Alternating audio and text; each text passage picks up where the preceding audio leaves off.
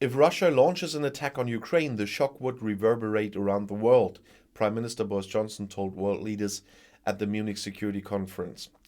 Boris Johnson has warned that if Russia invades Ukraine, Britain will impose tough financial sanctions on Russian individuals and companies, making it impossible for them to raise funds in London. Speaking at the Security Conference in Munich, the Prime Minister told world leaders that if Russia invaded Ukraine, that would entail the destruction of a democratic state, and urged unity among Britain's Western allies. Johnson said intelligence showed a conflict between Moscow and Kiev, that it looked increasingly likely, and vowed to stop Kremlin-linked funds from being laundered through the City of London, which happened in masses for years, by the way. When Ukraine is attacked and Ukraine is overwhelmed, we will witness the destruction of a democratic state, a country that has been free for a generation and has a proud electoral history, he said. As I speak to you today, we do not know exactly what President Putin intends to do, but the omens are grim, and that is why we must stand together. I believe that Russia has absolutely nothing to gain and everything to lose in this catastrophic endeavor. And while there is still time, I call on the Kremlin to de-escalate, withdraw its forces from the border, and renew our dialogue. That's one of the rare moments when I agree with Boris Johnson. As the UK urges Moscow to hold talks to prevent conflict, Johnson described how the international shock of a Russian attack would resonate around the world. He said, if Russia invades its neighbor, we will sanction Russian individuals and companies that are of strategic importance to the Russian state, and we will make it impossible for them to get funding on the London capital markets. We will open Russian-owned companies and Russian-owned companies' matryoshka dolls to find the ultimate beneficiaries inside, he said. Western nations have warned Russia of an impending invasion of Ukraine with around 150,000 of its troops near the border. US President Joe Biden said Washington has reasons to believe that Russian forces intend to attack Ukraine in the coming days, including an attack on the capital Kiev, and that's a city of 2.8 million people.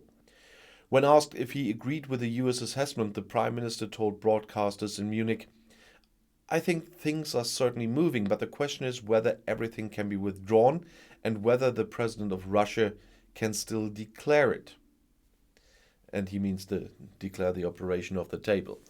Johnson said he believed there was still time for a diplomatic solution, but he feared the ongoing violence involving Russian-backed separatists in the Donbas region could well be a prelude to greater action. Russia has repeatedly denied having plans for an invasion, saying troops are conducting military exercising in the region and accusing the West of hysteria. Johnson has defended the deployment of NATO troops to countries bordering Ukraine in response to President Putin's actions.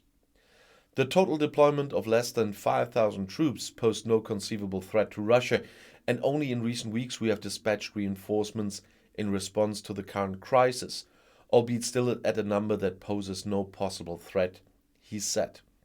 And he said, by 2014, European allies slashed their defense budgets and shrunk their armed forces perhaps faster than was safe or prudent. And to the extent that it has changed, it is because of President Putin's actions and the tensions he created. NATO troops are now closer to the Russian border. It's a reaction to his decisions and legitimate concerns.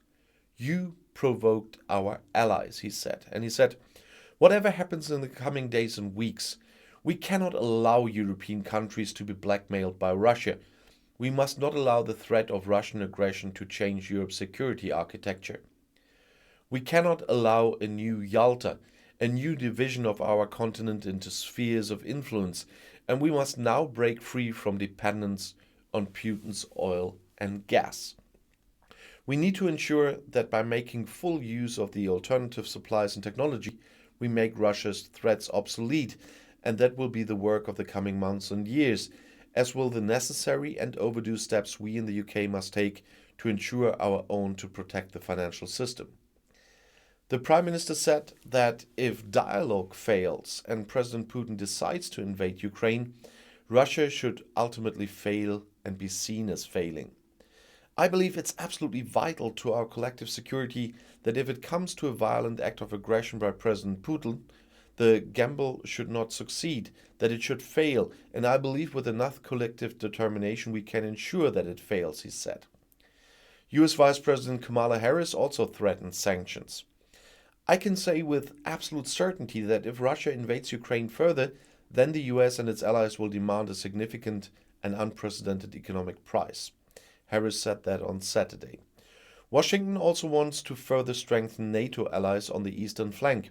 The US is still open to a diplomatic solution, Harris said. She hopes that diplomacy will not lead to a dead end, but if it is the case, then we are also aware that there must be consequences. While the politicians were meeting at the security conference in Munich, President Putin was undeterred. Irrespective of the Ukraine conflict, a large-scale military exercise with nuclear-capable ballistic missiles was launched under the supervision of the Kremlin chief.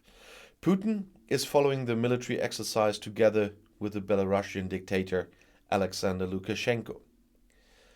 The Russian president's military maneuvers will probably remain an issue in the next week as well, when people are talking about it still, and they were on the last day of the security conference. In addition, the future of the European Union was a key topic on Sunday there as well. The last day of the conference began with a speech by EU Council President Charles Michel on the future of the European Union. German Defense Minister Christine Lambrecht also discussed security policy and the so-called language of power with her counterparts. Lambrecht's French colleague Florence Parly, Britain's Defense Minister Ben Wallace, and EU Foreign Policy Chief Josep Borrell also took part in the discussion. And I'll see you in my next video. Bis gleich.